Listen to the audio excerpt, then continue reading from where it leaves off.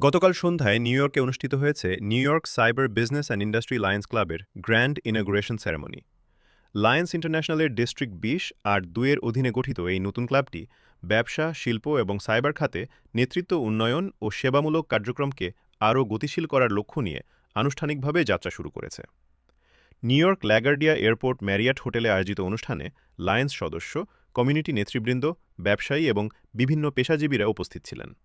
অনুষ্ঠানে ক্লাবের সদস্য, কর্মকর্তা এবং পরিচালনা পর্ষদের আনুষ্ঠানিক অভিষেক সম্পন্ন হয়।